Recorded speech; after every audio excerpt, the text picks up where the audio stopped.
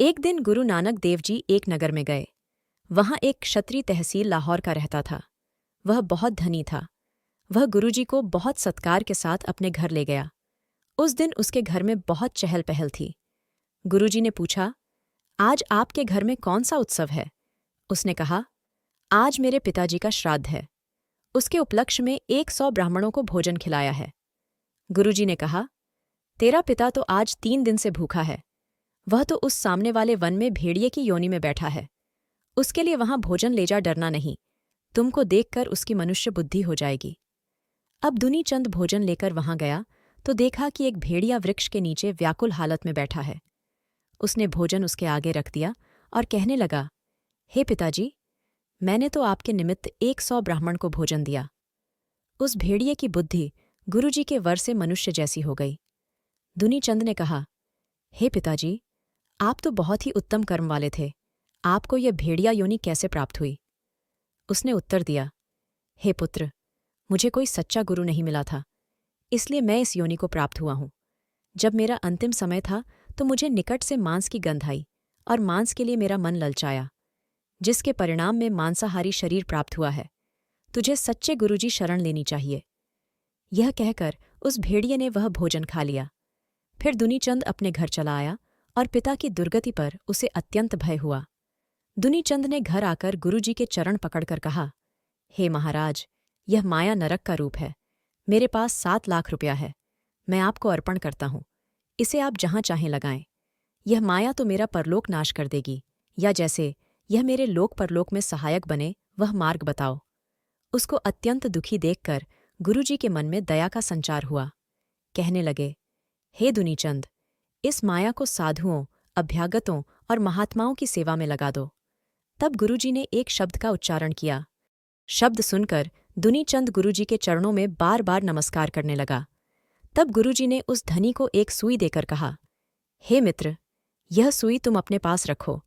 हम दूसरे जन्म में तुझसे ले लेंगे। सुई लेकर दुनीचंद घर आकर अपनी पत्नी को कहने लगा, यह सुई गुरुजी ने दी है और कहा है कि हम परलोक में लेंगे।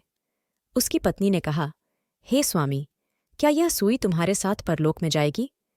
यह शरीर तो माता के गर्भ में मिलता है और इस धरती पर इसे जलाया, बहाया या दबाया जाता है। जब शरीर भी साथ जाना नहीं, तो फिर यह साधारण सी सुई किस प्रकार साथ जाएगी? इसलिए आप सुई उनको वापस दे दो। आपके पूर्ण भाग्य है जो ऐसे परमेश्वर रूप संत आपके पास आए हैं।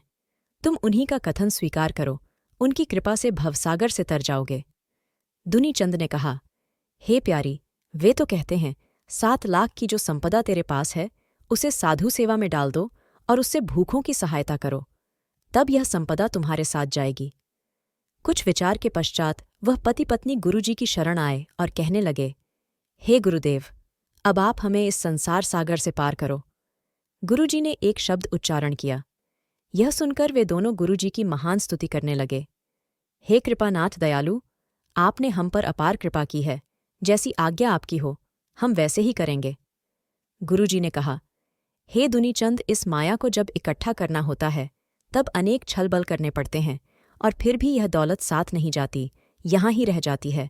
और जो पाप किए जाते हैं उसका फल भोगना होता है, और जो इससे शुभ कर्म किया जाता है वहीं साथ जाता है। इस जीव के 3 मित्र हैं, एक परिवार, दूसरा धन और तीसरा कर्म। जब तक शरीर में प्राण है तब तक धन इसका संगी है। जब प्राण निकल गए तब धन दूसरे का हो जाता है और परिवार का संग श्मशान तक रहता है। जब शरीर जल गया तो परिवार वाले घर लौट आते हैं। तीसरा, जो कर्म संगी है, वह परलोक तक जाता है। जैसा कर्म होगा वैसा ही उसे सुख दुख होगा। इसलिए भला कर्म करो। धन को परमार्थ में लगा दो, फिर परलोक में रक्षा होगी और यश की प्राप्ति होगी। तब दुनीचंद ने अपनी तमाम संपदा परमार्थ के लिए दान कर दी। पति पत्नी गुरुजी के शिष्य होकर ईश्वर स्मरण में लग गए। अगर वीडियो पसंद आई तो कृपया इसे लाइक, शेयर और सब्सक्राइब करें।